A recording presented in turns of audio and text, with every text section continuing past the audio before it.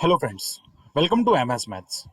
In this video we are going to discuss about the basic of a simple harmonic motion जो SHM motion होती है किसी particle की body की, उसके बारे में जो बेसिक्स होता है वो हम यहाँ पे डिस्कस करेंगे।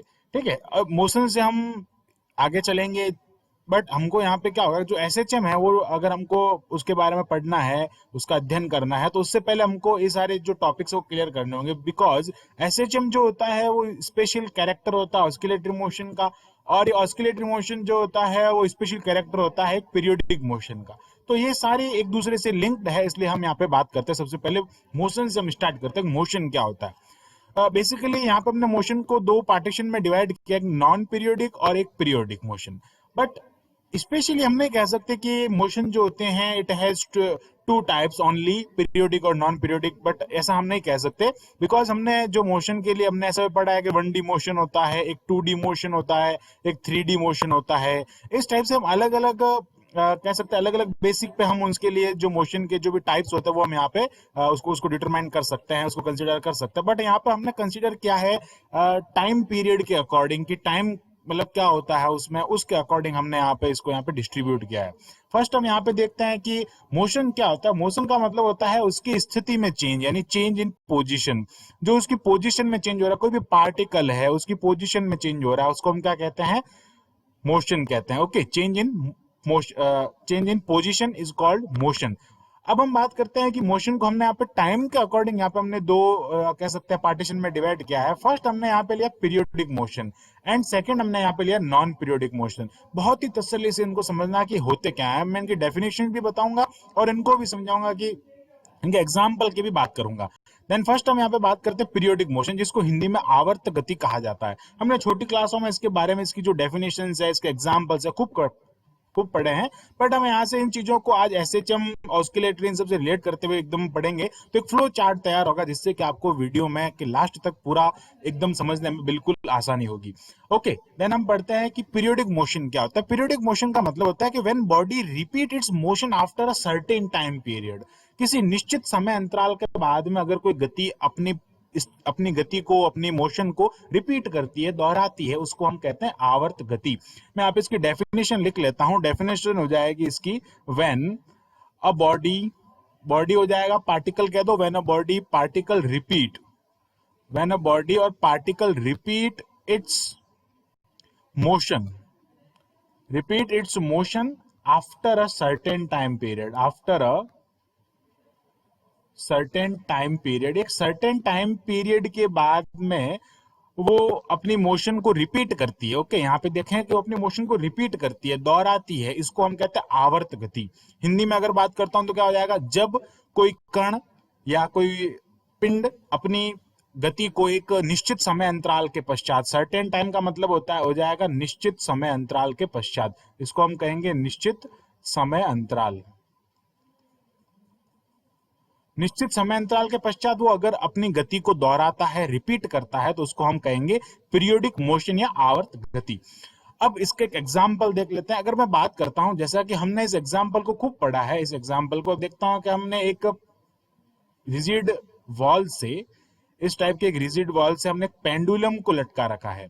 ऐसा एग्जाम्पल हमने खूब पढ़ा है। इस पेंडुलम की जो मोशन होगी, वो मोशन कैसी होगी, पीरियोडिक मोशन होगी। वो मोशन पीरियोडिक क्यों है, इसके बारे में अभी हम डिस्कस करते हैं। हम एक बार पेंडुलम को ड्रॉ कर लेते हैं यहाँ से। तो ये हो जाएगा हमारा पेंडुलम, और ये हो जाएगी इसकी मोशन।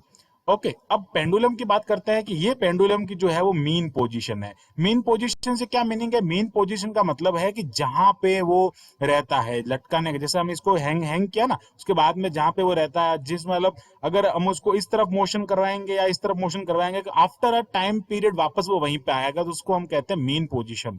अब ये मेन पोजीशन से इधर मोशन करता है इस तरफ, फिर वापस ये क्या होता है, इस तरफ जाता है, तो वापस वो यहाँ पे आता है। देन इस टाइम से ये क्या कर रहा है, अपने एक टाइम पीरियड के बाद में, यहां तक मान लेता हूं, ऐसा लेट कर लेता है, यहां से यहां तक जाने में उसको 0.25 का सेकंड लगा, और वापस यहां से यहां तक आने में उसको 0.25 का सेकंड यहाँ पे लगा।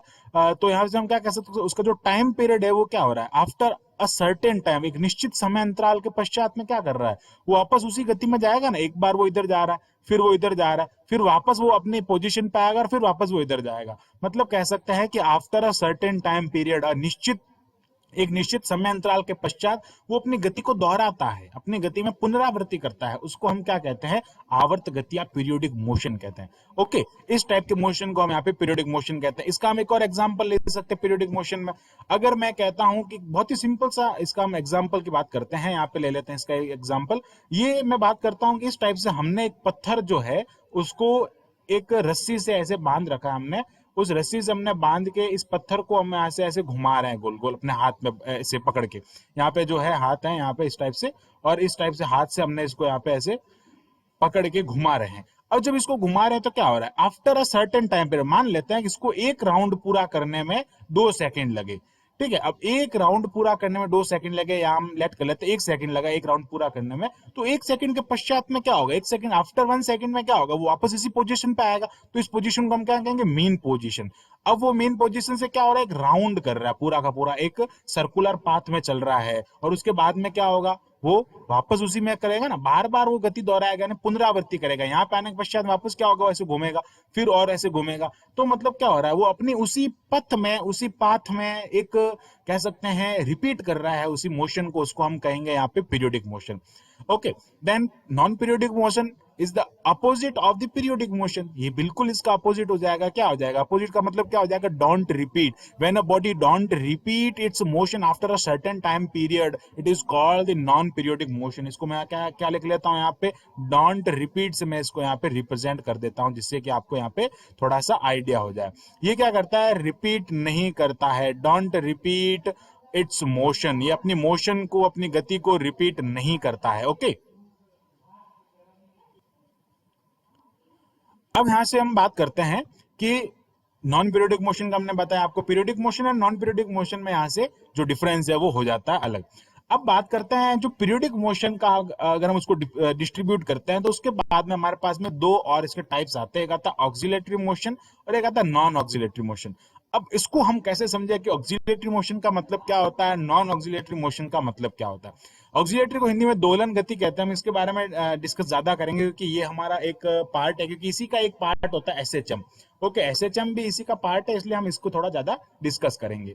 देन हम यहाँ पे बात करते हैं ऑक्सिलेटरी मोशन की। तो ऑक्सिलेटरी मोशन का मतलब, अगर मैं इसकी डेफिनेशन की बात करता हूं तो इसकी डेफिनेशन हो जाएगी, when a body moves when a body moves only, only की बात कर रहा हूं, when a body moves only to और फ्रो पोजीशन, जो इसकी टू और फ्रो पोजीशन होती है, इर्द गिर्द इधर उधर आगे पीछे, उसमें गति करती है। ट्रू ये जाएगा टू, और इसकी जो फ्रो मोशन होती है, फ्रो पोजीशन होती है, उसमें ही वो मोशन करती है। When a body moves only to और फ्रो मोशन, यानी कि हम कह सकते हैं इर्द गिर्द, अगर इधर उधर कह सकते हैं, इसको क्या कह सकते हैं, इधर उधर, पूरा एक राउंड नहीं करती है, इधर उधर, या हम कह सकते हैं आगे पीछे। ओके, इस टाइप की जो मोशन होती है उसको हम क्या कहते हैं, दोलन गति या ऑस्किलेटरी मोशन कहते हैं। बहुत ही इंपॉर्टेंट है। When a body moves only to और फ्रो पोजीशन, आगे या पीछे, ट्रू एंड फ्रो पोजीशन जो होती है उसकी, उस पे वो मूवेबल होती है। ओनली की बात कर रहा हूं मैं, ओनली मूव्स टू और फ्रो, इसको हम कहते हैं यहाँ पे oscillatory motion. Then non oscillatory motion इसका जस्ट अपोजिट हो जाएगा। ये ट्रू और जो कह सकते हैं टू और फ्रो मोशन नहीं करेगी, ग्राउंड में हो जाएगा।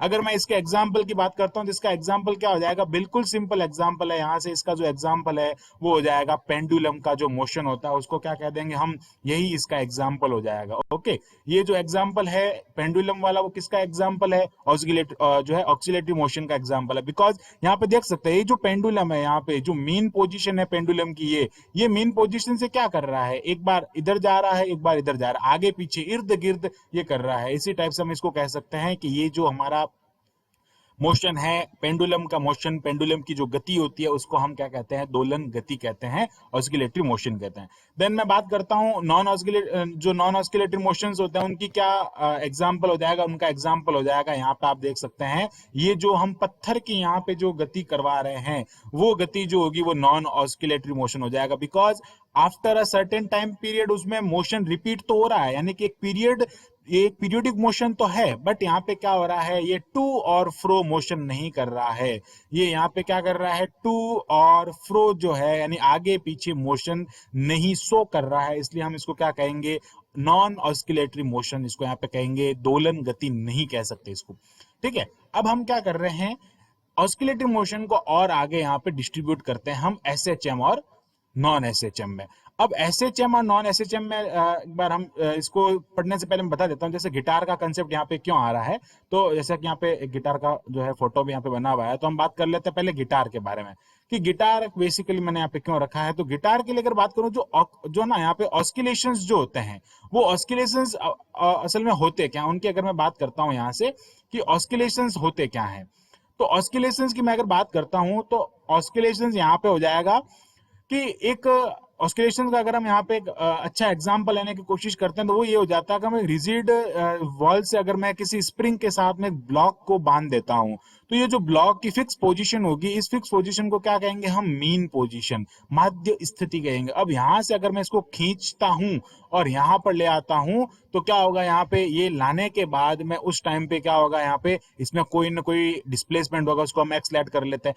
बट यहाँ पे जो हम फोर्स अप्लाई कर रहे हैं, उस फोर्स का एक्सेलरेशन जो है ना, F is equal to ma होता है। वो एक्सेलरेशन जो है वो बहुत कम एक्सेलरेशन है, इसलिए ये क्या होगा, यहाँ पे हमको वाइब्रेट होता हुआ नहीं दिखेगा।